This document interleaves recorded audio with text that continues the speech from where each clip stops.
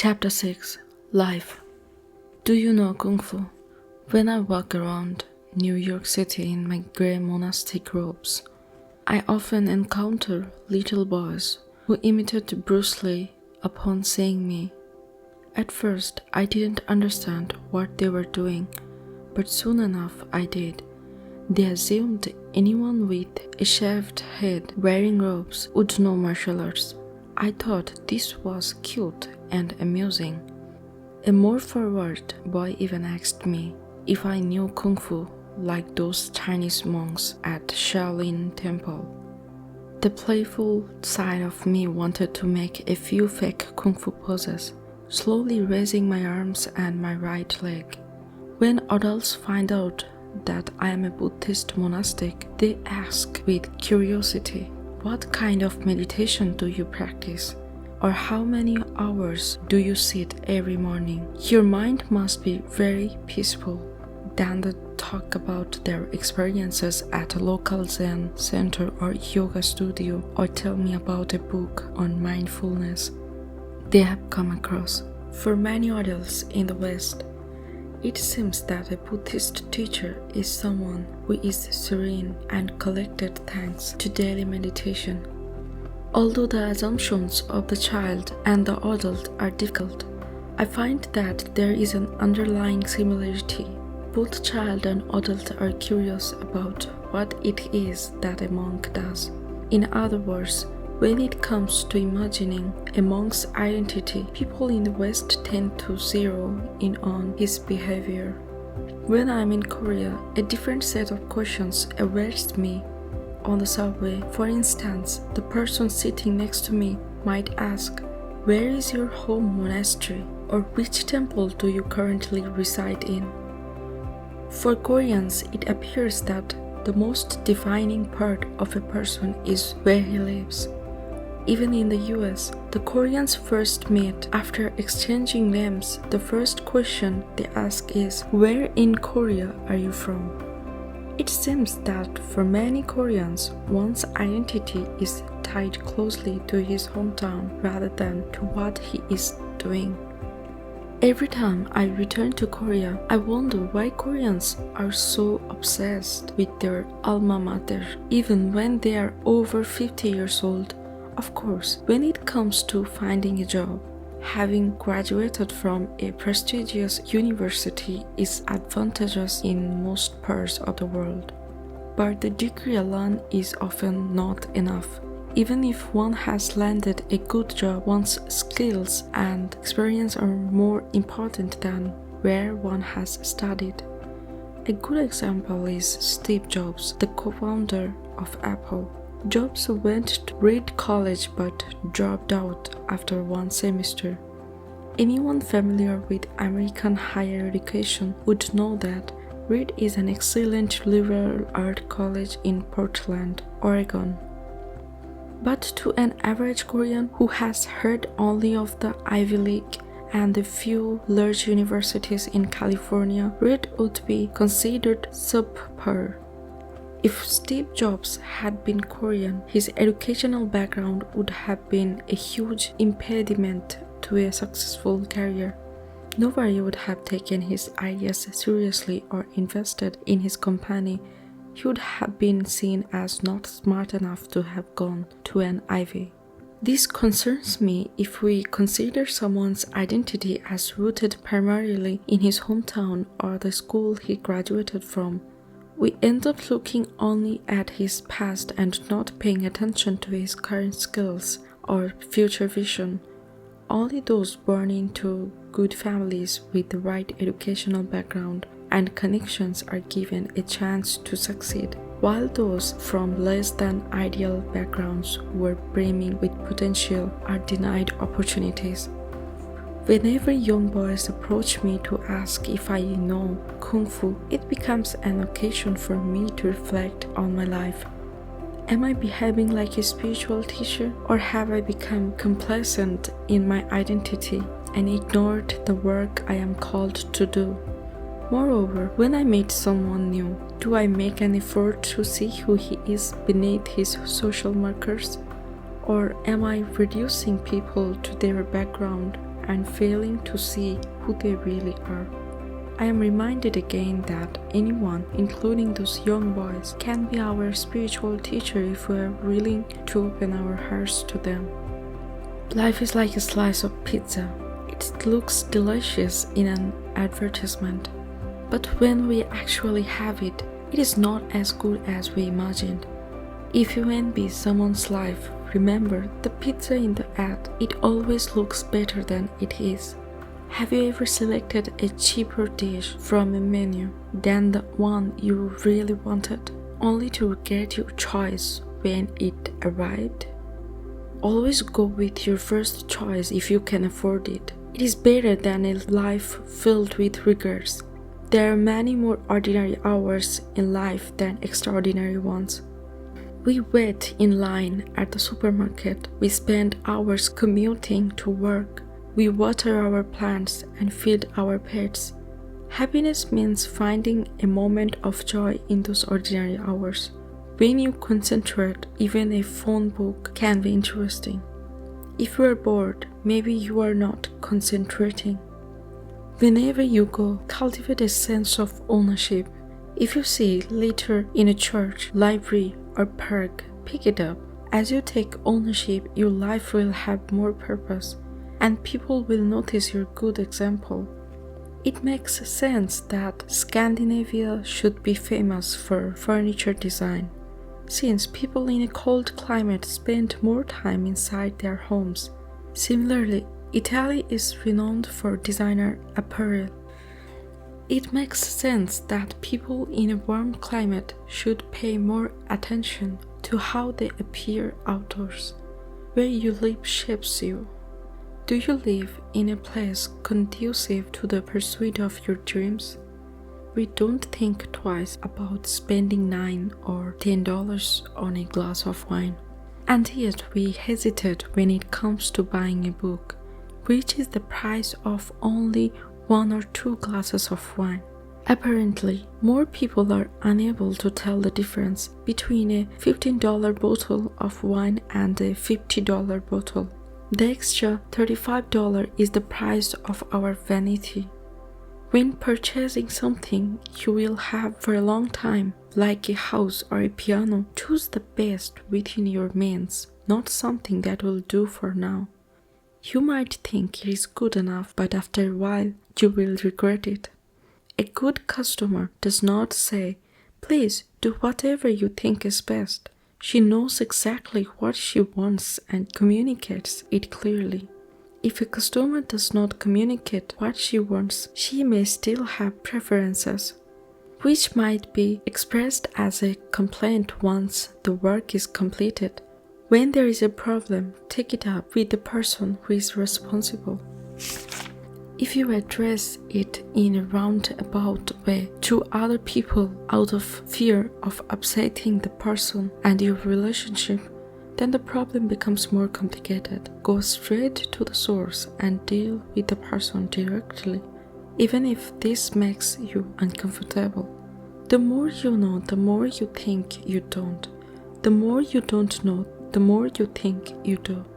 Any social phenomena is difficult to generalize. Its causes are embedded in a complex web of history, culture, politics, and economics. If someone explains a social phenomenon in simple terms, he is either an expert or a fool. The biggest obstacle to learning is pretending to know even when you don't. It is better to admit you don't know something if you pretend. You have to act as if you knew all along. It is easier to learn when you set aside your pride and are honest. The compassionate gaze of the wounded soul is more beautiful than the naive smile of the inexperienced youth. The determination to convince someone might stem from being not completely convinced yourself. I do not go around trying to convince people that I am a man. Wear confidence. It is the height of fashion. When we hold too firmly to our beliefs, we risk being blind to reality and seeing only what conforms to our beliefs. The person who says that person is so political is usually just as political, if not more. Admiration does not come easily. Rather than setting a goal of becoming rich and powerful, aim higher, becoming admired in your field. One of the greatest blessings in life is meeting someone we truly admire. That person becomes a beacon of hope, shielding us from cynicism. Sometimes life throws us a curveball for no reason that we can fathom. But do not despair, we are not alone, we can persevere.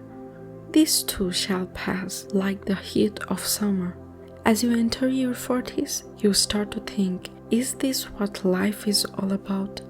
Is this all there is? That sad and hollow feeling, I too know it. Love, not righteous words, can change people's lives. 3 liberating insights. One spring day, as I turned 30, I looked into my mind and realized 3 things. The moment I realized them, I knew what I had to do to be happy. First, people are not as interested in me as I had always believed. I cannot remember what my friend was wearing when I saw her a week ago, or how her makeup was, or what her hair was like. If I cannot remember, then why would she remember similar things about me? Although we do think about others from time to time, it is rarely for more than a few minutes. When we are done thinking about other people, our minds revert to what immediately concerns us. Why would we spend so many hours of our lives worrying about how we appear to others? Second, not everyone has to like me. After all, I do not like everyone. Certainly, for all of us, there are politicians, co-workers, clients, and family members we simply cannot stand. So then why should everyone like me? There is no need to torment yourself because someone dislikes you. Accept it as a fact of life. You cannot control how others feel about you. If someone does not like you, let her have her opinion. Just move on. Third, if we are brutally honest with ourselves, most things we do for others are in fact for ourselves. We pray for the well-being of our family because we need them to be around.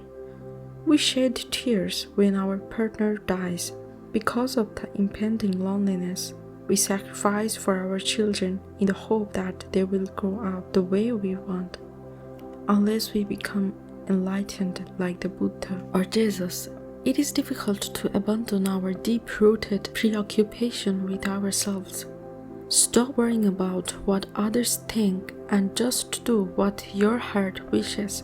Do not crowd your mind with what-ifs. Uncomplicate your life and own up to your desires.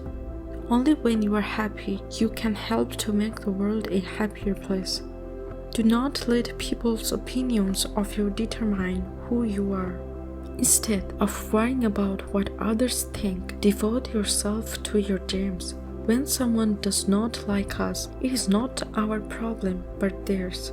Not everyone will like us. This is a problem only if we let it bother us. By complaining that something we have to do is too hard, we add another layer of difficulty. Take a deep breath and then just do it. Write down on a sheet of paper the names of the places you want to travel to before you die, the people who hope to meet, the concerts you know you will enjoy, the sports games you are dying to see, the restaurants you have to try. Then experience everything on the list, item by item. Nobody needs to know about the list. Allow yourself a little secret of your own. It will feel good to do something just for yourself. Life is like jazz. Much of it is improvised. We cannot control all the variables. We must live it with panache and flair, regardless of what it throws at us. We can love our family and pray for their happiness. We can give advice and help when needed. but we can neither make decisions for them nor make them act the way we want them to. There are many things we cannot control in life, that includes those closest to us. If you learn to play one sport well, it becomes easier to learn to play another. If you become fluent in one foreign language, you can more easily learn another. If you figure out how to run a small business, it will be easier to run a second or third one. Do not be envious of those who are good at many things. First, learn to be good at one. You will soon be able to do 2 or 3.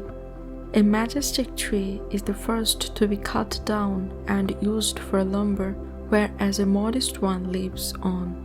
Likewise, the real master conceals his virtue and never boasts of his excellence. Dream big, but start small. A small adjustment can have a big effect on your life.